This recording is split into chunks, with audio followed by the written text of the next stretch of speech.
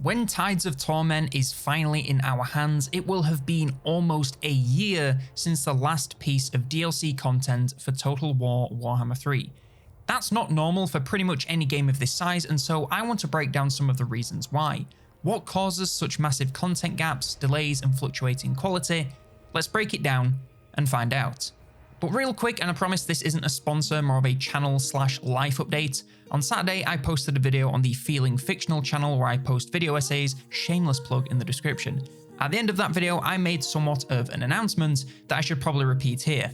So here's the spark notes. I'm a trans woman and have been living as one since January of this year.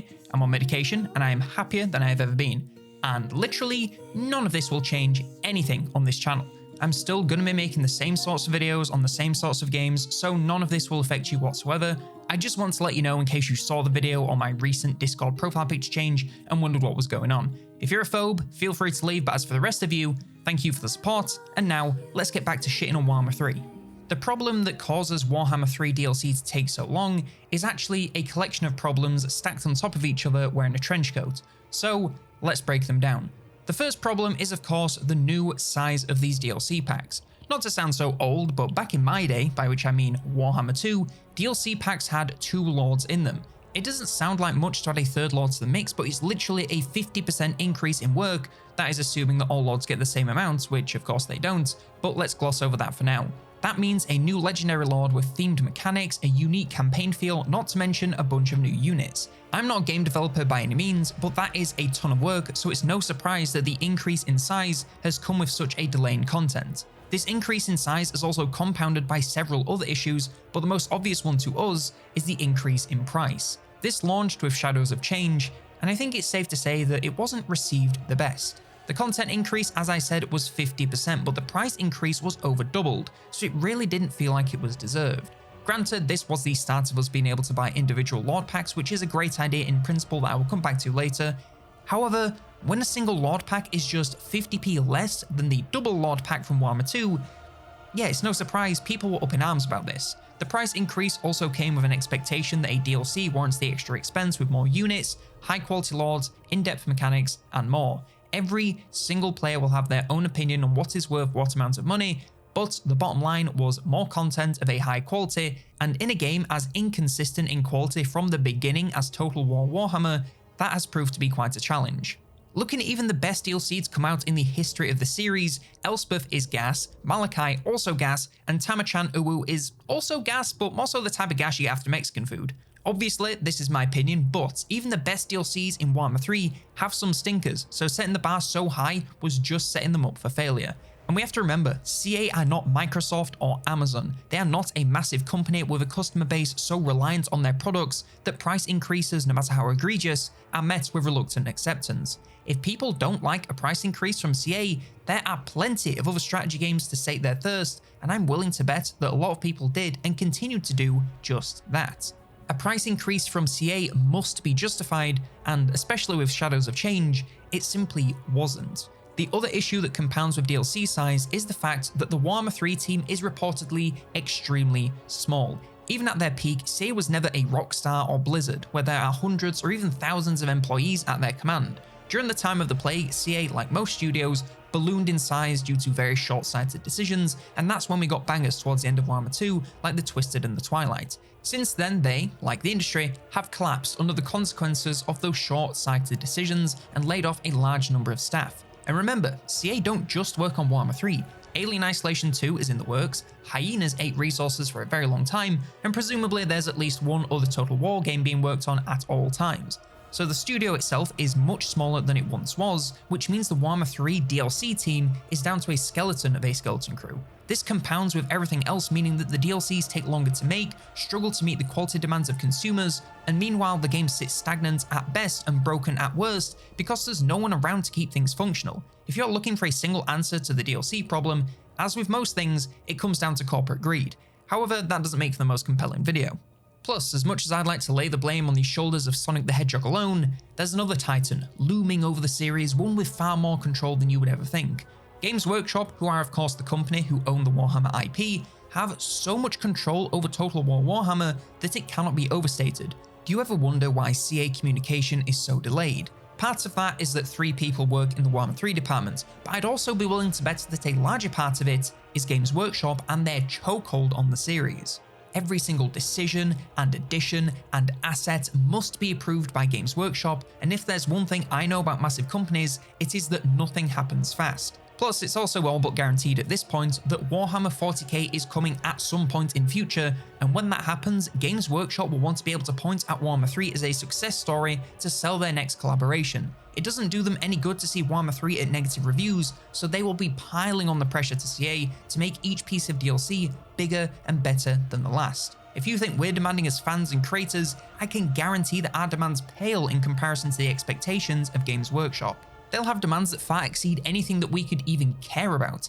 Every unit must be accurate, every mechanic thematic, every voice line in character. It adds so much work to every single step of the process when someone has to approve every little thing you make, so it's no surprise that things have been delayed so much. There are a few other problems that I could mention, such as them running out of big name characters, rivalries, the spaghetti code causing delays every single update, but I think they're a little bit moot. I don't really give a single shit about the lore, so believe that names do not make sales. High quality content, compelling faction mechanics, and cool, fun to use units make a DLC sell. So literally, give me some no-name nerd with a fun campaign over a big name who's a dud. The rivalries have also been abandoned long ago, along with any real story, since everyone's in Immortal Empires these days, so who really cares? And as for the spaghetti code, well, it may be true, but it's a prison of their own making. It's literally that meme of the dude pressing the boot onto his own face, like, you did this to yourself, guys, so either deal with it, fix it, or shut up about it. Now, it's all well and good shitting on Warhammer 3 and pointing out all these problems, but unless I offer some solutions, then what's the point of this video? I have 2 suggestions to fix some of these problems, and both of them revolve around the same core concept. My first suggestion is half done already, and that is to release single Lord packs.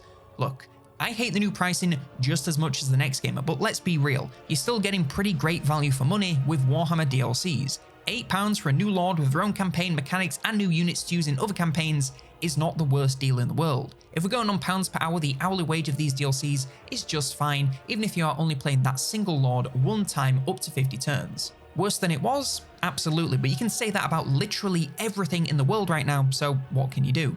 Anyway, single Lord packs should absolutely be a thing outside of just splitting up DLC packs for convenience. They fix a lot of the problems that CA run into when trying to make these large DLCs.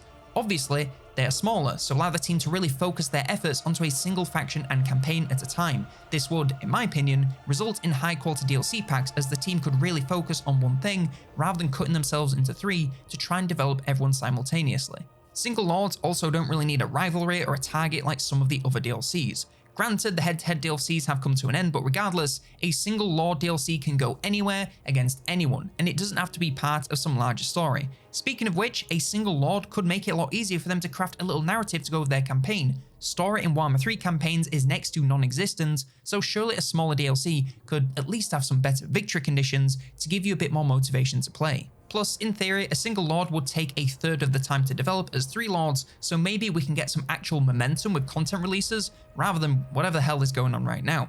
I think they're a slam dunk no matter how you look at them, and desperately hope we can get them soon at the same pricing we have. Look, I'm not going to ask for it to be lower because, let's be honest, that ain't going to happen, but please, please don't raise it again. My heart can't take it. Now, idea number 2 is somewhere between single Lord packs and what we have now, and that's to stick to the 3 Lord packs, but just release 1 Lord at a time over the course of a year or so. Loads of games have season passes which allow you to buy that season of content in one hit, even if it releases over time. I don't think this is necessarily the best for consumers, as you pay for a lot before you see what you're getting, but if the quality was high, in theory, it wouldn't be a bad idea for Warhammer 3. Think about it, you get a trailer for this season and it's 3 or 4 legendary lords just like we get now, and then over a period of time, they come out one by one. That allows them to get sustained season pass sales for the full season, along with sales of individual DLCs, just like they have now for the people who want to pick and choose. It means we as consumers get more regular content, and Sonic the Hedgehog gets to see his green line go up. I cannot stress enough how many problems there are with season passes, but for Warhammer 3, it might actually be a good option as long as they can maintain high quality. If they desperately want to stick to 3 Lord packs, then this is probably the most sustainable option for both consumers and the company. Plus, with this regular release schedule, it could allow them to craft a fun 3-part story so you can experience each part one by one. Can you tell I'm desperate for some narrative in these games? I mean, it's not like there's not enough material. Do not make me get Fred and Monsters to do another 3-hour lore rant. Honestly, outside of these 2 suggestions, I'm not sure I can think of a way to continue with how things have been going. A year between any new content coming to the game at all is beyond unacceptable. Bear in mind that despite the strategy wrapper, Warhammer 3 is a games as a service. You buy the base game and then come back regularly to buy DLC content. One new piece of content a year is not enough for you, but it's also not enough for the company, so something is going to change. I don't know how many years we have left of Warhammer 3 support, but I for one don't want the rest of that time to be how it has been now. Since the launch of Warhammer 3, it has been one shit show after another, and every time we get a sense of stability, CA find some way to shoot themselves in the cock. Despite the years picking the games apart, complaining every chance I get, and playing far more than any one person should, I do still hold this series dear to my heart. It has allowed me to build a career talking about video games, which has literally been my dream since I watched my first gaming YouTube videos. Also, shout out to the people that watch these videos, aka you, because you also kind of let me do that. I want to see this game series succeed because there is really nothing else like it, and I want more new things to enjoy. Just maybe give them to me a little bit more regularly, that's all. But what do you think should be done to solve the Warhammer 3 DLC problem? Are single Lord packs the answer, or maybe you'd rather go back to the head-to-head days of Warhammer 2? Let me know in the comments below. Like, subscribe, and if you want more Warhammer 3 rant videos, then check out this podcast where we made a tier list of all problems with the game.